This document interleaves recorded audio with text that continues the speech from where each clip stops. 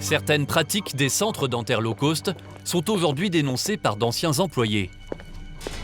Sophie est dentiste, elle a travaillé plusieurs mois dans l'un de ces centres. Elle affirme que derrière les tarifs attractifs se cachent des méthodes parfois très discutables, dont elle a été le témoin. À commencer par la pression mise sur les employés. Les objectifs, c'était 3 500 € de chiffre d'affaires par jour, c'est-à-dire de choses terminées, de travaux terminés, 3 500 €. C'est-à-dire de soins qui pouvaient être facturés aux patients. 3 500 € par jour, c'est 3 fois plus que la moyenne d'un dentiste traditionnel. Alors pour atteindre leurs objectifs, selon Sophie, certains de ses confrères n'auraient pas hésité à exagérer certains soins au moment d'établir les devis. Il y a des praticiens qui vont faire des soins qui ne sont pas nécessaires pour prouver qu'ils sont capables, tout simplement, de tenir ce rythme. Ça, j'ai vu de mes yeux des patients qui se retrouvaient avec 6 couronnes antérieures parce qu'ils avaient le malheur d'avoir des soins dessus. Sophie aurait refusé d'appliquer ces pratiques, ce qui lui aurait valu des réprimandes de la part de ses supérieurs.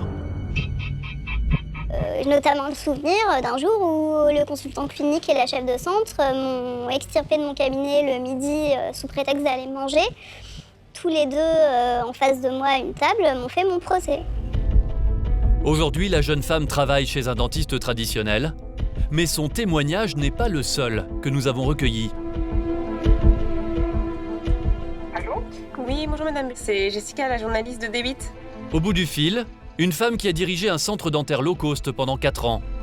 Elle affirme avoir été choquée par les méthodes qui y étaient pratiquées. Elle parle tout d'abord d'une course à la rentabilité. Les équipes sont composées de 3 personnes, d'une dentiste, d'une assistante dentaire et d'une conseillère clinique. Ce trinôme doit faire un chiffre d'affaires de 90 000 € d'encaissement par mois. Même des fois, quand il y a une semaine de vacances du dentiste, c'est pas grave, il doit faire 90 000 €.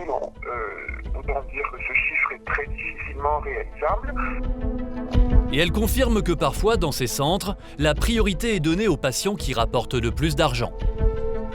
Malheureusement, ce sont des patients sélectionnés, c'est-à-dire qu'on ne prend pas d'enfants, on ne prend pas les gens qui viennent juste pour un simple contrôle. Les conseillères cliniques sont coachées pour pouvoir sélectionner le meilleur patient potentiel. Et le potentiel, c'est beaucoup de soins, et pas des soins de détartrage ou de composite, des soins de prothèse ou d'implant. On est dans du vrai commercial. Malgré quelques abus qui restent marginaux, les Français plébiscitent ces nouveaux soins dentaires au tarif low cost. À tel point qu'une dizaine de nouveaux centres devraient ouvrir en France dans l'année qui vient.